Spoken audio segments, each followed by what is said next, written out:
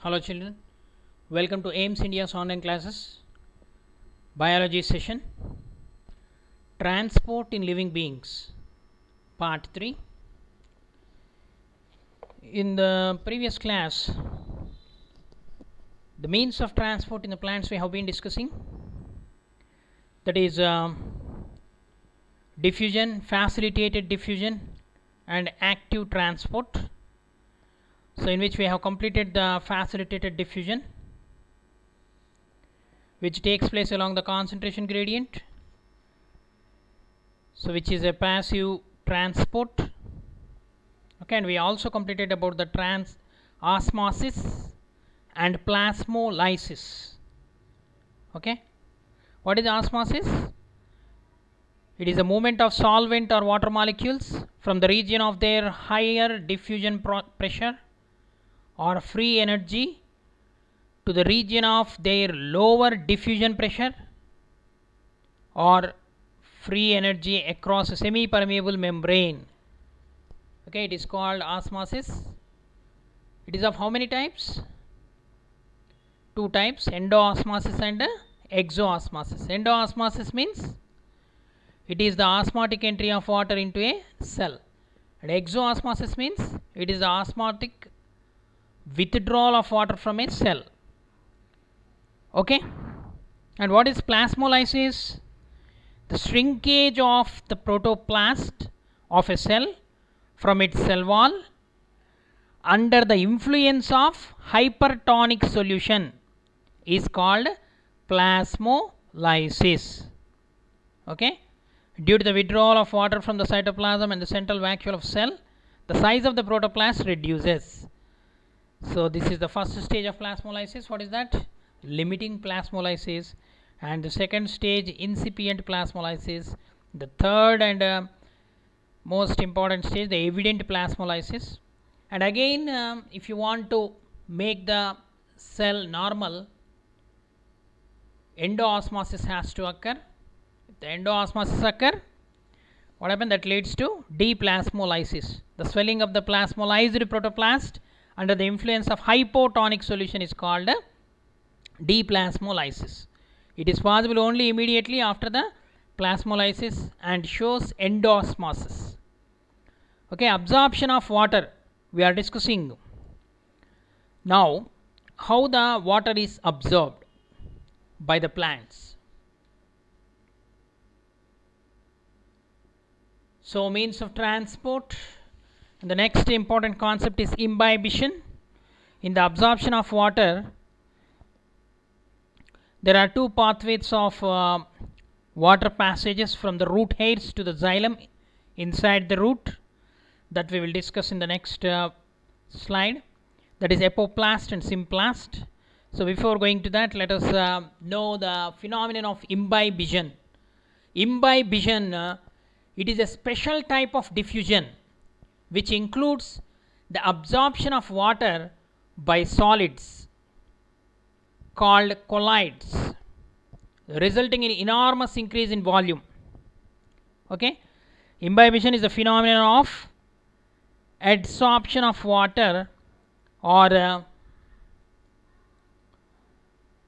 any other liquid by the solid particles of a substance without forming a solution. Here solution is not formed. The solid substances or adsorbents which take part in imbibition are called imbibants. For example, seeds, dry wood. Okay, these two imbibe. So absorption of water by dry wood and seeds are the examples of imbibition. How do plants absorb water? Plants absorb water with the help of roots. The absorption of minerals and water is more specifically the function of root hairs that are present in millions. The root hairs are present in millions. They are very delicate. Their lifespan is also only 2 days.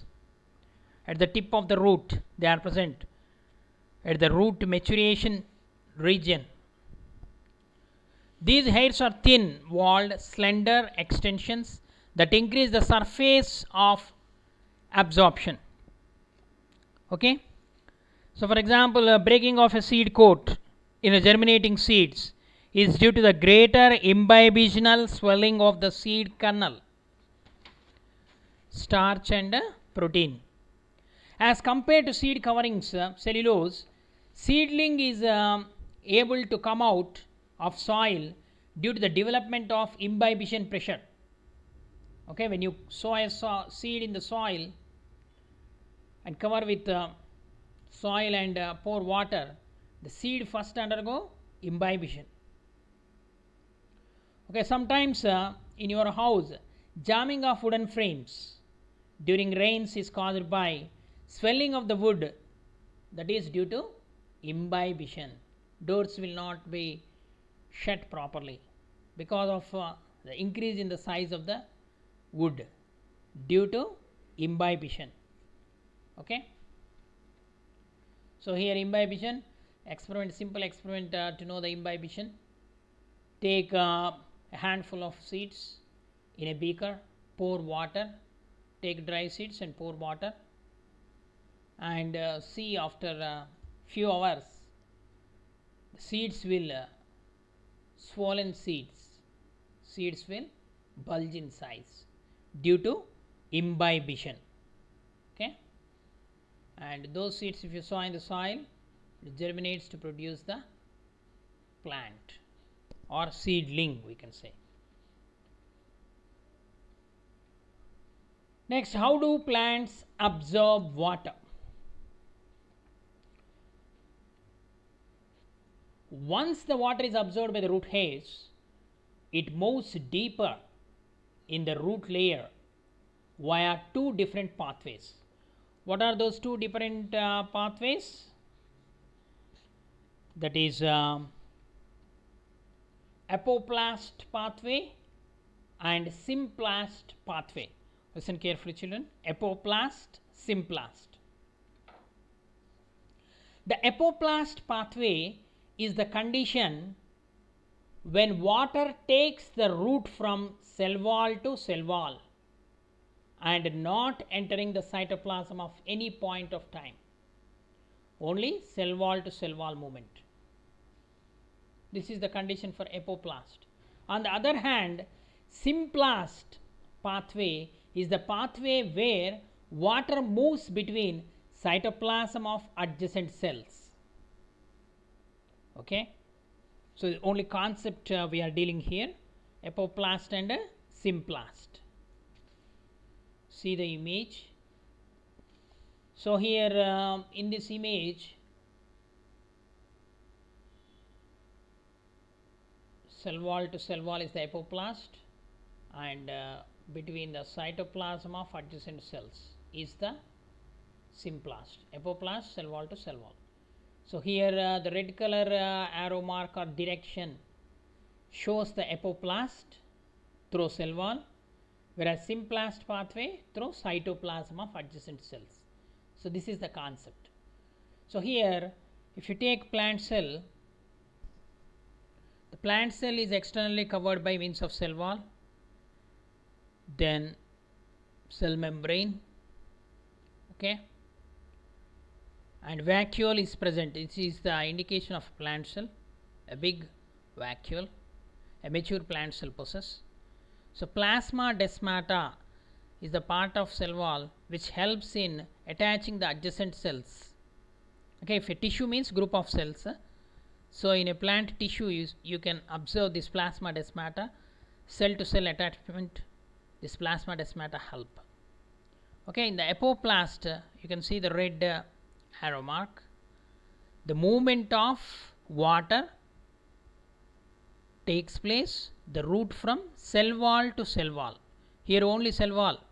The green portion represents the cell wall. That line, middle line represents the plasma desmata. Okay. So this is called apoplast pathway. Then symplast. The symplast represents the green, thick green. So from cytoplasm to cytoplasm of adjacent cells, through cytoplasm of adjacent cells. This is the symplast pathway, the movement of water. So here you can clearly see in this picture plasma desmata, the adjacent cells. These are the cells, root hair cells, let us imagine.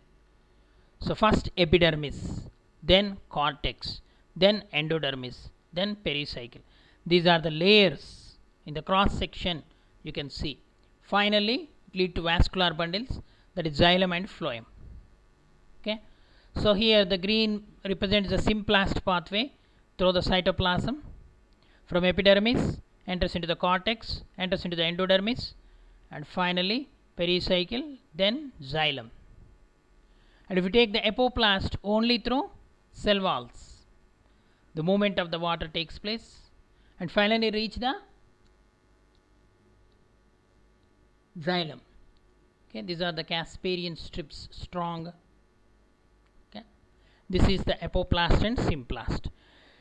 So there are two pathways of water passage from root hairs to xylem inside the root, the apoplast and symplast. In apoplast pathway, the water passes from root hairs to xylem through the walls of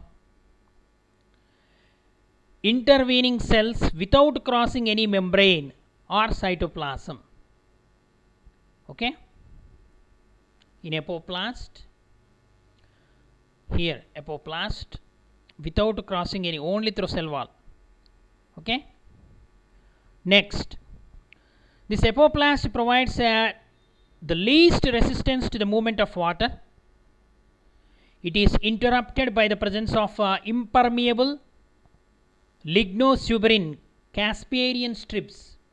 So these are interrupting. See, that's why the path is changed. See here. Okay.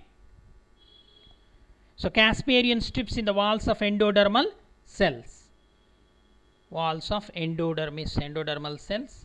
There are some Casparian strips which interrupt the path. Whereas in symplast pathway, water passes from cell to cell through their protoplasm, facing plasma desmata, facing plasma lemma.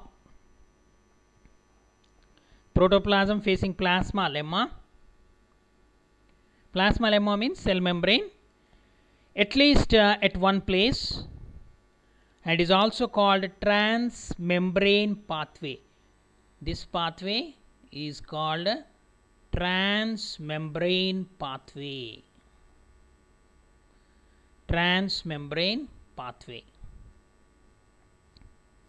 It does not enter the cell vacuoles. It does not enter the cell vacuoles. The cytoplasm of the adjacent cells are connected through bridges called plasma desmata. Okay, these are the bridges, plasma desmata. Okay. Symplastic movement is aided by cytoplasmic streaming of individual cells. It is, however, slower than apoplastic movements. Okay, it is slow. Slowly it will move. Water moving.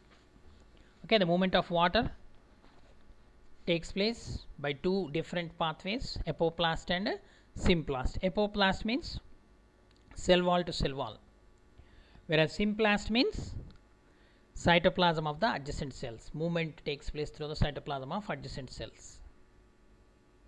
Next,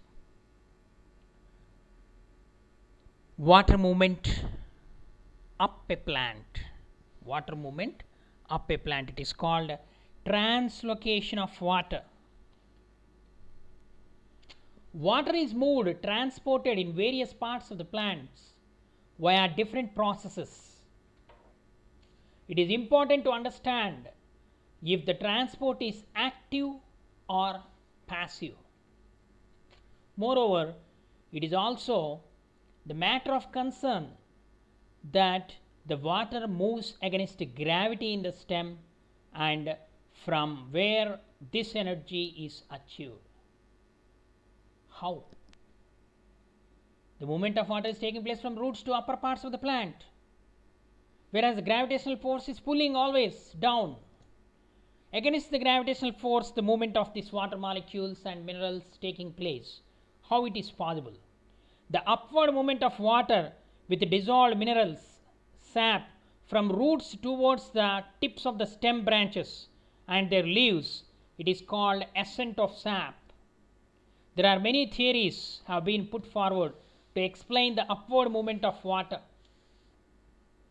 like root pressure theory proposed by Presley, cohesion tension theory or transpiration pool theory, it was proposed by Dixon and Jelly. You will study in higher classes. Okay. So let us try to understand the concept here. Movement of water, movement up a plant or ascent of sap. See, a simple figure given here to understand. Water in the soil absorbed by root hairs. Next enters into the root cortex. First water absorbed by root hairs, root cortex, then enters into the xylem tissue, means apoplast, symplast happened here. Then next part, upward movement through xylem, reach the leaves, and again the diffusion through stomata. A transpiration process occurs. There are so many forces, so many processes are there which help the plant to absorb the water, the movement of the water, uptake of water by the plant involves so many forces. Till now we come across diffusion, we come across osmosis, we come across the term active transport. Okay.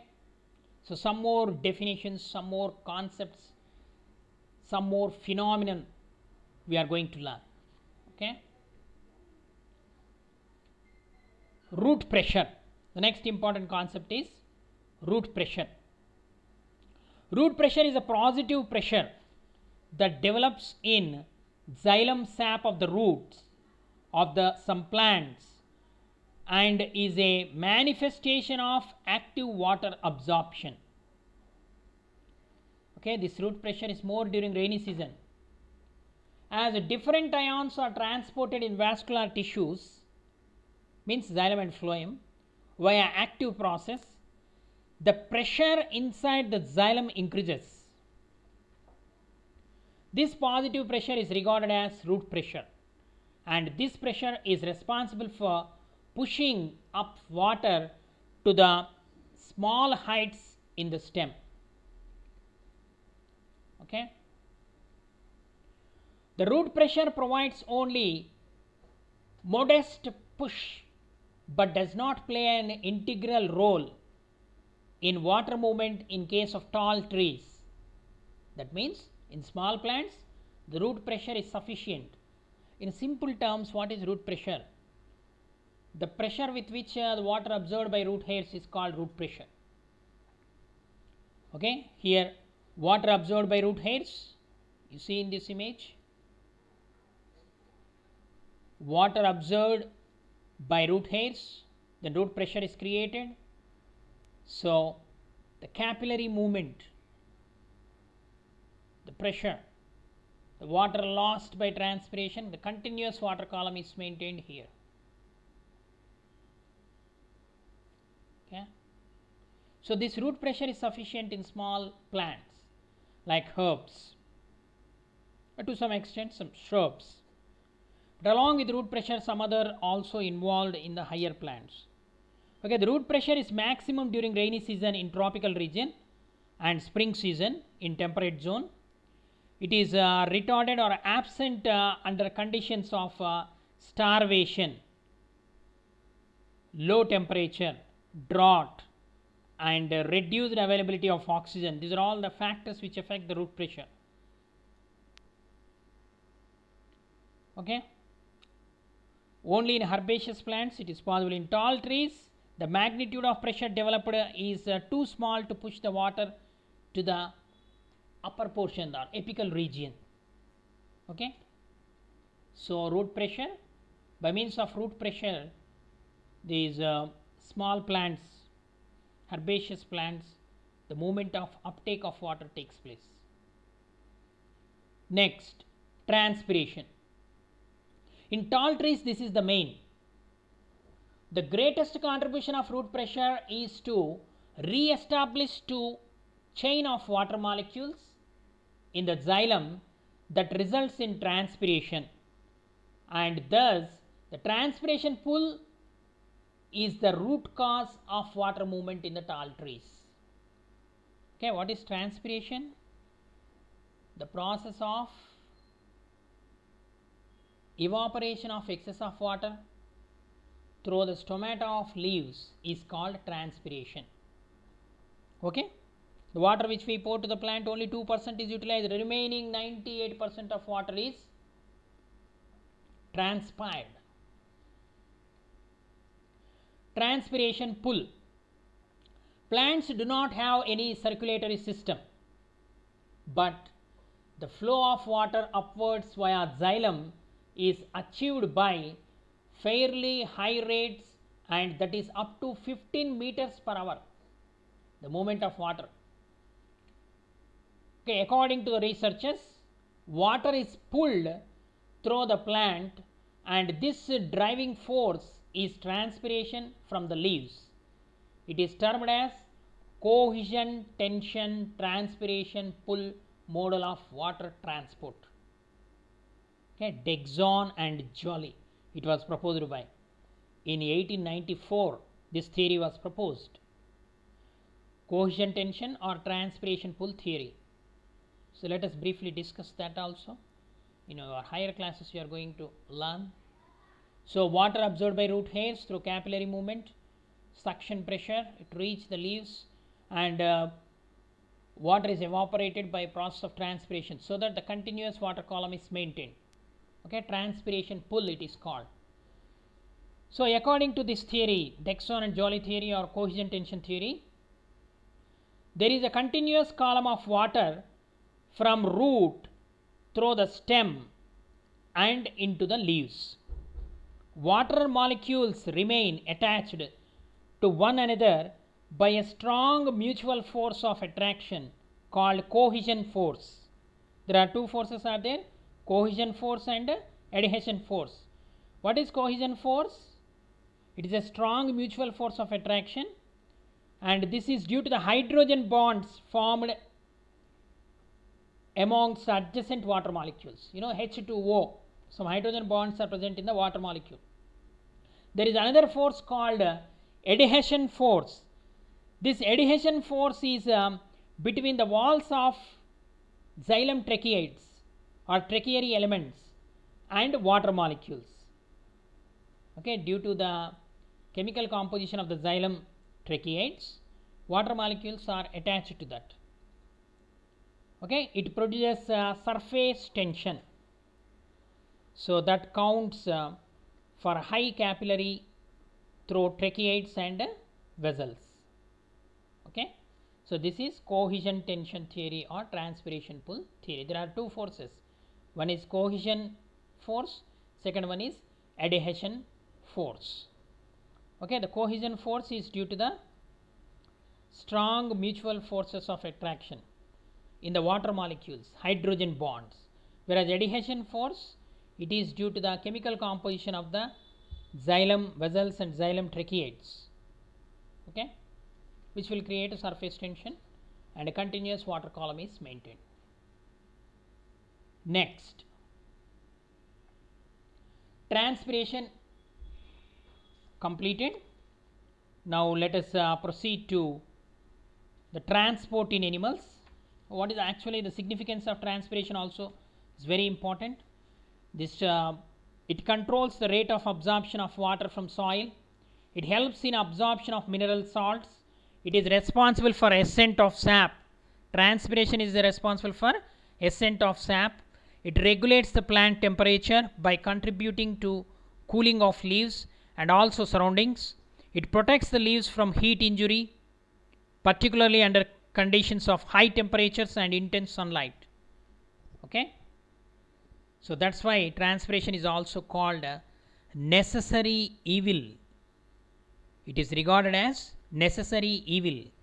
It was said by Curtis in 1926, or it is also called unavoidable evil. It was said by Stewart in 1959. So it's very important. Transpiration is very. The similar process also takes place in some grass plants, that is called guttation, which takes place through a special structures called hydrathodes. You will study in higher class. Okay, children. Let us proceed to next part of transportation, not transpiration. Transportation in animals. In animals, separate system is present called circulatory system. Okay, that circulatory system includes blood vessels, heart, and blood. Okay, there are two types of transport system observed in the animals. That is single circulation, single system of circulation, and double system of circulation. Single circulatory system, here what happens means the blood passes through the heart only once on each circuit around the whole of the blood circulation system of the animal. So this type of circulation is observed in fish. It consisting of blood vessels, and a heart. The blood passes through the heart once per cycle around the complete circuit. Example, fish. Fish has a two-chambered heart with one auricle and one ventricle, or one atrium and one ventricle. The gills contain many capillaries for gaseous exchange, so the blood pressure is low after going through the gills. Okay, here see the image here. So here the fish heart, one ventricle, one auricle. So the heart receives blood from the body parts through veins. The deoxygenated blood directly pumped to gills through the artery, and the oxygenated blood is again passed through body parts. Means systemic circulation and gill circulation in one path, only once the heart pumping the blood. So this type of circulation, where the circulation finish in one circuit, it is called single circuit circulation. Here the heart is pumping blood to the gills. The heart is called branchial heart. The heart which pumps blood to the gills is called a branchial heart. Okay, and this is best example, fish. Next, the transportation in animals, double circulation. It consists of the blood vessels, and heart. The blood passes through the heart twice per cycle, means 2 times around the complete circuit. So most of the higher vertebrates, higher animals, amphibians, reptiles, birds, and mammals. Okay, means frog. You can take lizards, birds, mammals.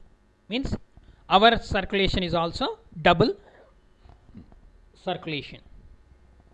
In the case of double circulation, pulmonary circulation, that is blood flow between the heart and lungs, that is called pulmonary circulation. Means the circulation of blood between the heart and lungs is called pulmonary circulation. And systemic circulation. Systemic circulation means the movement of blood from the heart through the rest of the body parts except lungs. So then again back to the heart. This is called systemic circuit circulation, or simply we can say the circulation between the body parts except lungs and heart is called systemic circuit circulation. Okay, here you can see the double circuit circulation or double circulation, Best example we can take our circulation. So the heart receives the deoxygenated blood from the body parts via veins, opens into the right auricle, pump the blood, the deoxygenated blood into the right ventricle, and that is pumped into the lungs for oxygenation. This circulation, the blue color left hand side, represent the pulmonary circuit circulation or pulmonary circulation, the circulation between the heart and lungs. And right hand side you can see the blood is oxygenated and reach the left auricle. Left auricle pumps the oxygenated blood into the left ventricle. Then left ventricle pumps the oxygenated blood to all parts of the body through aorta, big artery. Okay, so this circulation here, the circulation between the heart and body parts is taking place. It is called systemic circuit circulation. Okay, so this kind of circulation is called double circulation, seen in reptiles, amphibians, birds and mammals. Okay children,